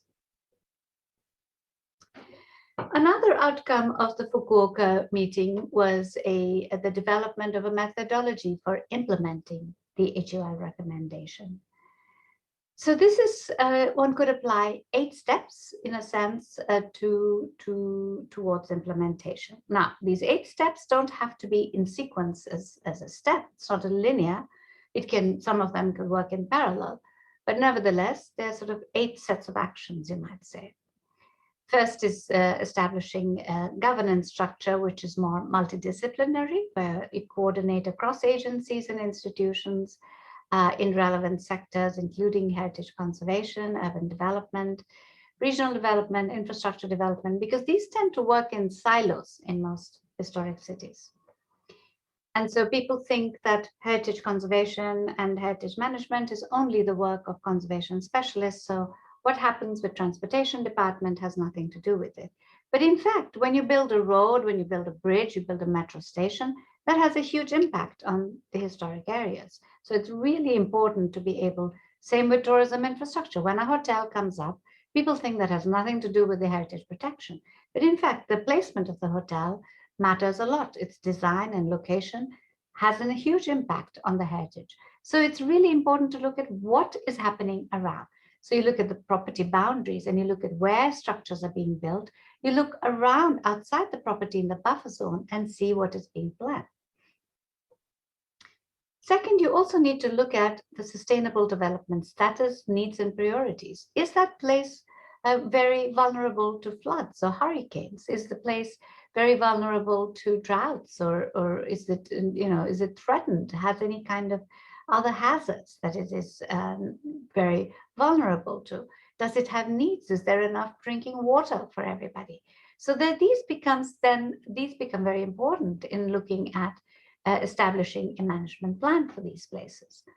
Mapping and survey inventories of all of the detailed aspects of the components and the elements.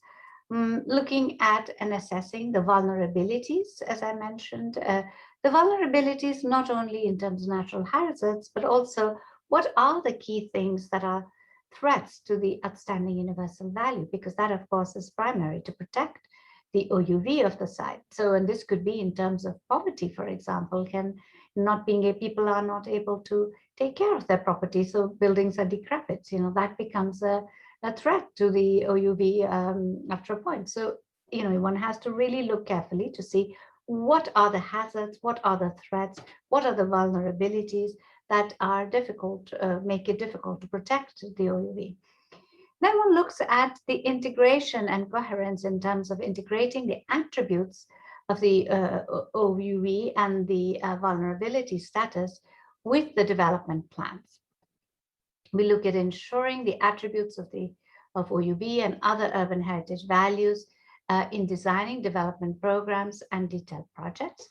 We look at developing priority actions and projects. So when you look at projects, you look at them as not only being a physical conservation project, but it maybe could be a pedestrianization project, for example, which has nothing to do, you might think, with urban heritage, but in fact is a way to protect the identity of the place. It could be a project that has to do with the regeneration of an old market which has been abandoned, a revitalization project.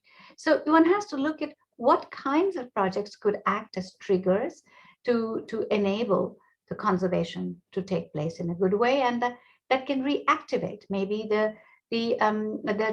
tile making could be reactivated as an intangible heritage activity that could actually provide tiles that could help with the conservation work. So this kind of interconnections are very important, and to carry out impact assessments for proposed interventions when there are major interventions that could have a potential impact on the outstanding universal value, and adjust them as necessary. Finally, we need to make partnerships for local management. These are not things which are done alone, but it's not just the work of the local governments, the public authorities, but in fact requires local communities as well as the local businesses. So establishing partnerships for local businesses, for all of the stakeholders in a sense, and bringing different actors together, both public, private, as well as the government, is very important. Establishing innovative financial mechanisms to support local communities and livelihoods, specifically promoting local livelihoods and businesses compatible with the OUV and attributes of urban heritage identity, are very important to contribute to maintaining the conditions of authenticity and integrity, and contributing to the local significance of the place. And finally, we look at capacity reinforcement to facilitate continuous capacity reinforcement and awareness raising for different stakeholders and decision makers, professionals, lay, public, academia, civil society, managerial. We could talk about an example, for example, the case study of Bordeaux, the Port of the Moon, which is inscribed as an inhabited historic city, an outstanding urban and architectural ensemble created in the Age of Enlightenment, whose values continued up to the first half of the 20th century, with more protected buildings than any other French city except Paris. It is also recognized for its historic role as a place of exchange of cultural values, more than 2,000 years, particularly in the 12th century, due to commercial links with Britain and the lowlands. Urban plans and architectural ensembles of the early 18th century onwards place the city as an outstanding example of innovative classical and neoclassical trends, and give it an exceptional urban and architectural unity and coherence. Its urban form represents the success of philosophers who want to make towns into melting pots of humanism, universality, and culture.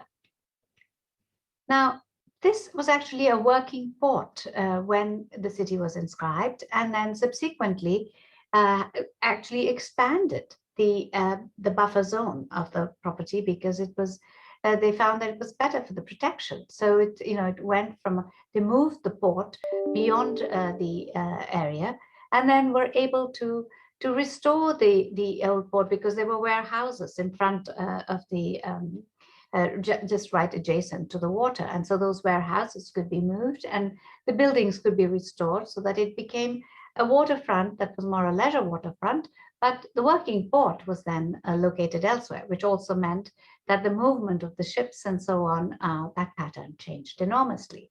Secondly, the relationship with all of the winemaking, the local winemaking industry, in a sense, was enhanced, so that there was a connection made between the agricultural production, you might say, which is wine production with the historic city.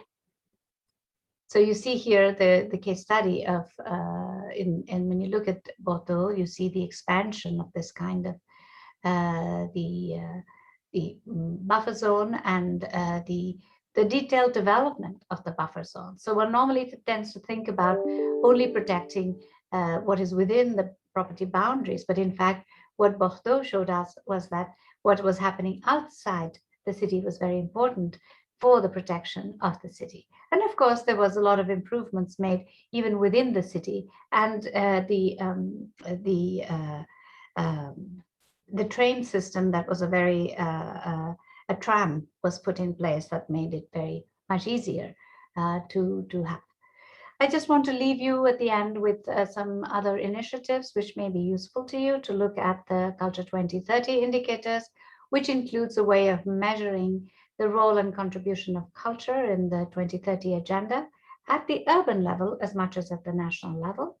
And to look at the World Heritage Cities program website that also includes the Urban Notebooks, which is a monthly e-newsletter that the World Heritage Cities program sends out. So if you're not, and it's in English and French, so as well as in Spanish. So if you're not already receiving this, please go to the website of the World Heritage Cities program and subscribe to this. We also invite you to join for other activities, which you could be notified.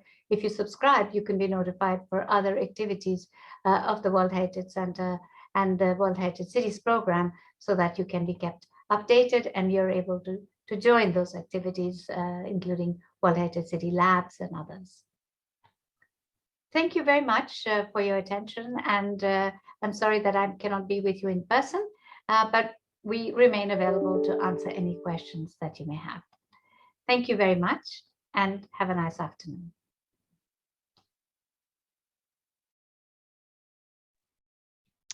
So we'll thank Ms. Rosa Grahar. We'll thank her also on behalf of all participants. And again, we thought that this might be an interesting subject for SmartCulTour for the following reasons. It does not only concern major infrastructural developments, but actually all major developments that may create pressures and therefore threats to the conservation of heritage values and to this balance, necessary balance between development and conservation and transmission of the heritage.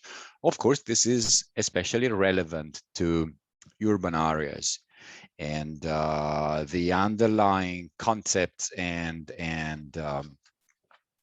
values again that were mentioned and that create the pillars of the HUL approach are again very much in line with the spirit of SmartCulTour when it comes to a cross-sectoral approach, an integrated approach going beyond these silos, sectoral silos, and creating conditions for a more participatory approach that can lead to the creation of partnerships. So these again are concepts that chime in with what we are trying to do at a different level through different means with the SmartCulTour project.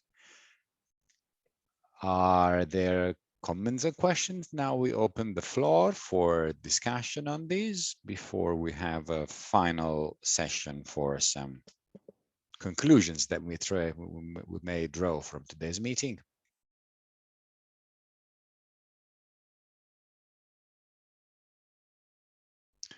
I see Lydia again. Please, Lydia, the floor is yours. Okay, thank you. I see that no one wishes to raise their hands. So I would like to use the opportunity to share thoughts with such esteemed guests and speakers. Unfortunately, I was for a while out of the live streaming because of some internet problems. However, I hope that this question may be interesting to your guests. Well, I have some experiences regarding the work on different kind of documents related to the management plans of the cultural heritage and such. And I also have quite a lot of experiences on working with the local authorities and different kind of stakeholders. But based on my experiences, my actually greatest problems were always related with the authorities themselves, not with the rest of the participants, stakeholders, I mean. So my question is, Ciao, Ali. yeah, can you hear me? I've lost you, sorry. Yes, please go ahead. Okay. Many thanks. Okay. Actually, I was wondering whether UNESCO may pose some kind of a firmer request towards the local authorities regarding the safeguarding of the heritage in the UNESCO listed cities, let's say. And also regarding the participatory processes with the local communities. I mean, I don't know how much they are acquainted with the practices in different kind of surroundings in different communities, but I think this is not just the problem of a few. Because most of the politicians who are in charge of the cities that are enlisted on the World Heritage List are usually dealing with such issues only before the elections. As soon as the elections are done, actually all the promises have been forgotten.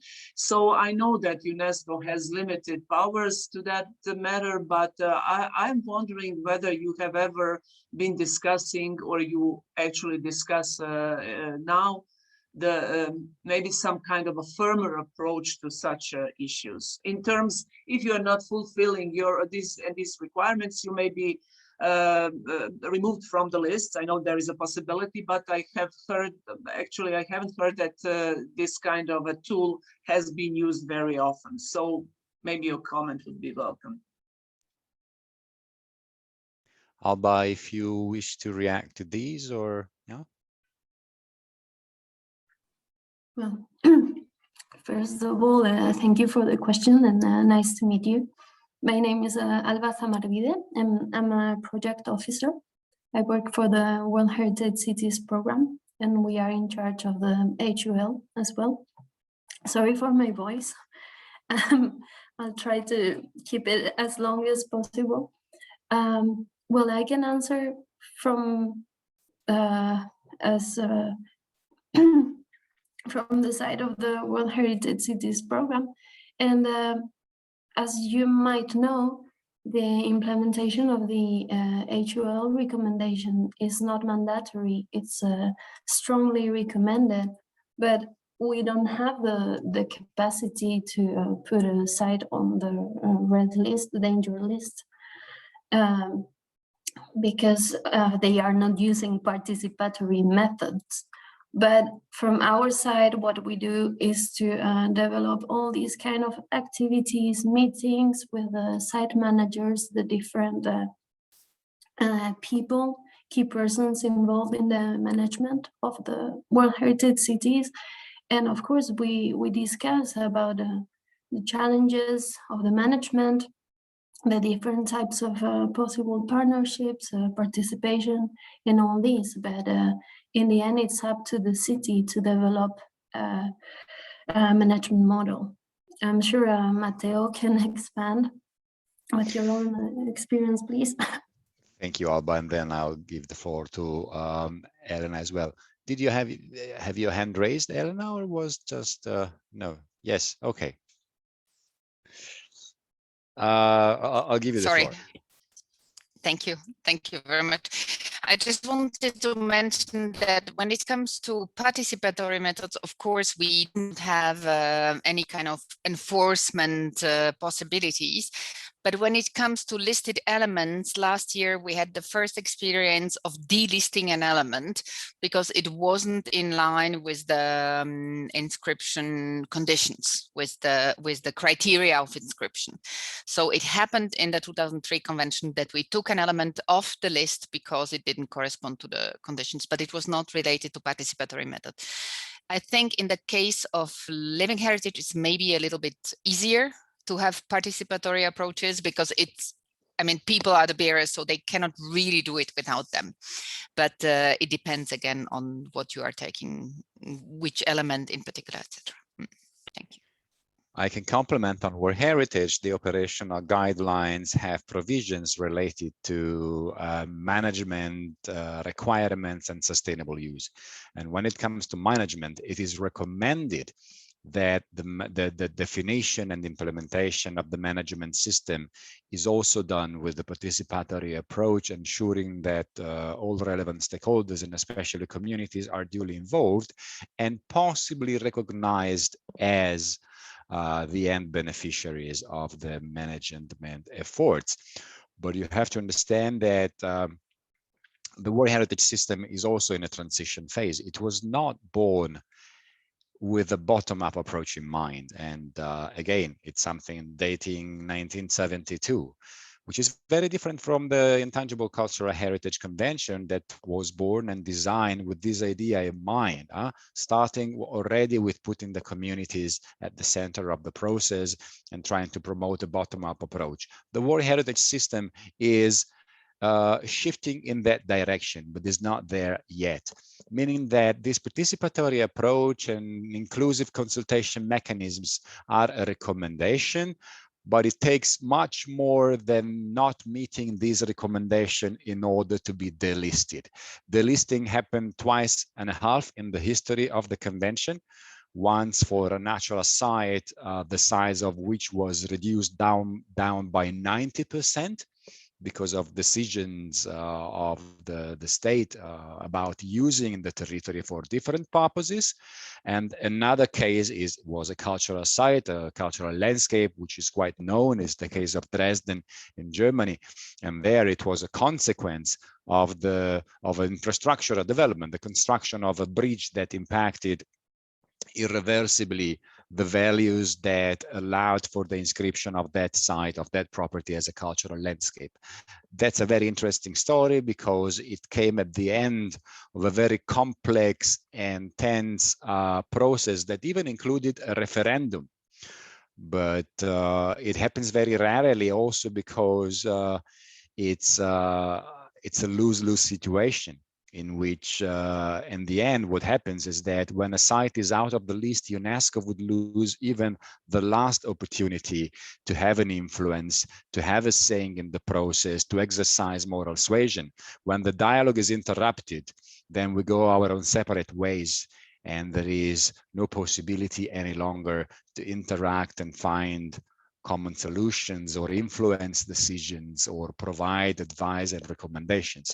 In any case, yes, the World Heritage Committee, that is the decision-making authority when it comes to the World Heritage List, can take decisions that are aimed at the state party concerned. And of course, the state party has to consider these decisions through all its different administrative levels and subdivisions to meet what is requested by the committee. And again, it's a lengthy process. It's a process that foresees a lot of back and forth and a lot of consultation with the state party authorities. But again, the listing is at a very extreme measure, and there are good reasons why this happens very rarely.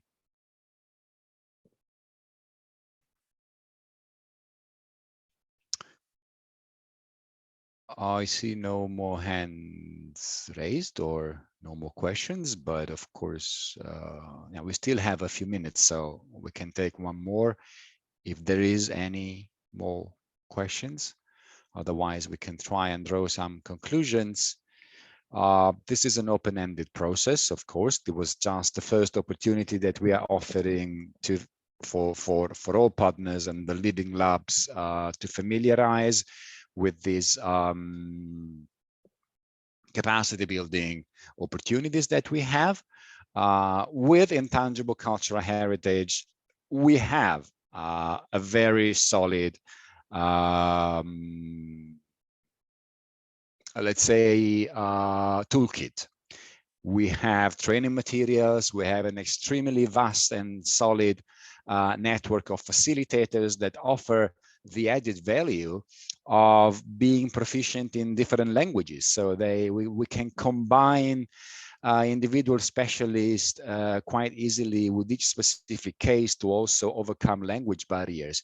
With the historic urban landscape approach, we don't have yet this so well extended and developed toolkit, but still there are some good experiences that can serve as reference to develop some pilot training activities at site level in order to introduce the subject and possibly to pilot a first simulation of the 7-8 steps process, as we had already some experience in the past, even in countries that are interested by SmartCulTour project. So after this meeting, we will continue with individual consultations with all different lab managers to facilitate this process for the final identification of the most appropriate subject for capacity building. And after the subject is identified, then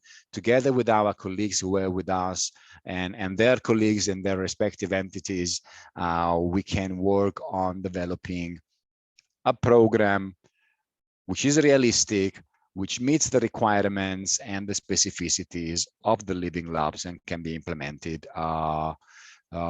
Costanza, if I am not wrong, in terms of timeline, the capacity building activities should take place at the end of this year, and we have the possibility to go on for next year as well, right? Yes, right.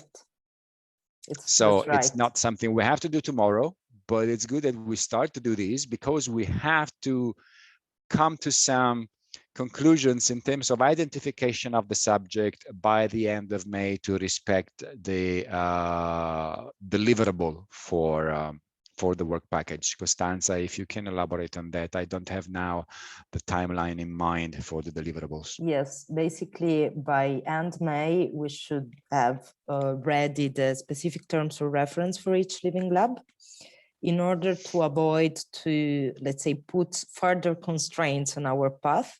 We have decided that we will start bilateral consultations. So we will start consultations with with each Living Lab to start discussing what capacity building package could best suit local contexts and needs.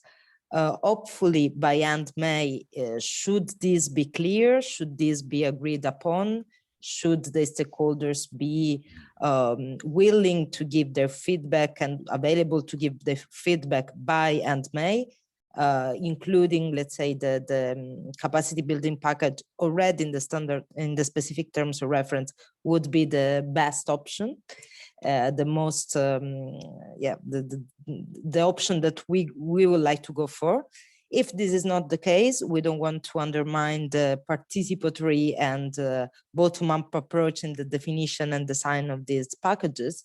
So we will just maybe include in the specific terms of reference some reference to what is expected to be most relevant, more interesting to the specific cultural tourism destination within which your Living Lab is located. So I would just say for the moment that we'll reach out lab managers and especially I would call to lab managers to further disseminate this webinar. As you know, the recording will be available on the SmartCulTour website, and the effort in organizing this awareness raising webinar was that of giving lab participants the chance to have an idea of what they could have gone more, they could have, let's say, explored and piloted a bit more in depth. So please share the link once it will be available on the website with your local networks, and we will try, we'll do our best to get their feedback and to gather insights from the living labs to design the capacity building programs. That's it from my side. And we will send you the additional presentation that we were not able to offer you today by Peter O'Brien as soon as Peter will be in the position to prepare the presentation. This being said, Elena, yes? I see you are raising your finger, if not your hand. Thank you very much, Matteo. I just wanted to add that the presentation was very generic and we had to cover a lot. So if there is any of the labs interested in exploring the possibilities, for example, of living heritage, I'm happy to join for the discussion and explore further needs or possibilities of developing a tailor-made package if you wish. So. Thank you very much, Elena. Much appreciated. This being said, unless there are last-minute comments or questions from the side of our other panelists and attendees, I thank Alba, I thank Elena for their really precious and appreciated contribution to today's webinar. I thank Costanza very much for all what she's doing in supporting the implementation of the project from UNESCO's side, and not only today's meeting.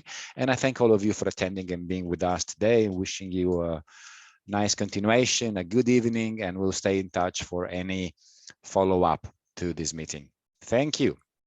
Thank you all, and if I may, many thanks to Mr. Gianni Torre, who has been supporting us technically. Gianni is still with us, of course. I hope he is, so that he can receive our greetings and most sincere thanks. So many thanks again to you all, and yes, please contact us for any follow-up. Bye. Thank you, Take Alba. care, Thank you, Elena. Bye-bye. Goodbye. Bye-bye. Thank you.